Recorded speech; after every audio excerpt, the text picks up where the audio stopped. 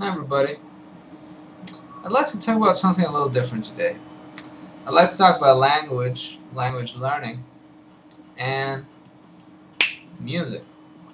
As you know, I'm a musician. I like to play drums, and I don't know if I told you this about me, but I am a huge fan of music. I love music. Music's really my one of my greatest passions.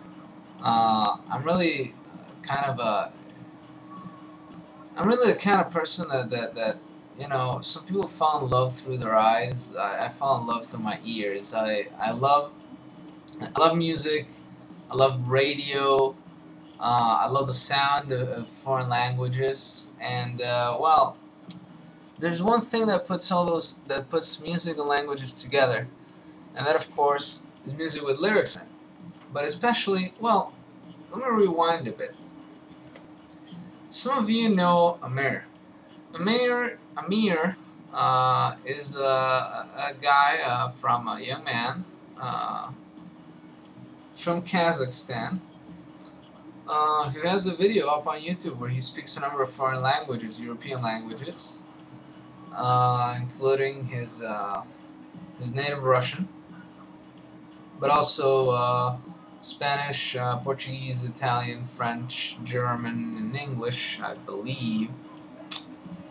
He's an accomplished student and of languages, language learner, language lover, all-around cool guy. And now there was this one thing that he mentioned once, which I found very interesting. He said, "You see, Amir, he likes football." Now, for the Americans in the audience, that means soccer, right? You know, the kind of football where you actually kick a ball around with your feet instead of grabbing some egg-shaped things with your hands, right? That kind of football, soccer. And he mentioned that that's one of the things that he uses languages for. He liked to like watch you know, for example, news broadcasts about football and games and everything. For example, he was a big fan of Spanish of the Spanish soccer leagues in Spain, and he enjoyed you know, looking up info on them and watching the broadcasts and watching the games, listening to the commentators talk about the game and the language. And I thought to myself, you know, that's fascinating. There's this one uniting current that's connecting all of Amir's foreign languages, and that's one of his number one interests. This is one of his main hobbies and something that he greatly enjoys. And then I thought about, what do I like? Well, I like music for sure, and one of my favorite kinds of music is hip-hop. I love hip-hop. And really, I think it deserves a mention because I have learned a lot of English through hip-hop. Of course, that's not the only thing I've learned. You don't just learn the language when you listen to music, you also learn a little bit of the culture. And listening to hip-hop, I feel that I've learned a lot of American English and also about American culture. You see, I once read a blog post by a journalist online. He had his own personal blog. Well, it wasn't a personal blog. I mean, it was one of those blogs where like they write a blog for like a publication. And he had this one thing where he said, sometimes Americans don't even realize, white Americans don't even realize how black they are. And conversely, black Americans don't realize how white they are. What did he mean by this? Of course, he didn't want to offend anyone. What he meant was British people realize that Americans are different from them. And part of this is the mixture in American culture of European influences and also, very importantly, black influences on music language and culture. And I think this is true. And if you look at American music, which is just a treasure trove of great music, a lot of it is this collaboration, you know, of you know, the blacks and whites. Um, a great example of this is blues music, which I greatly enjoy.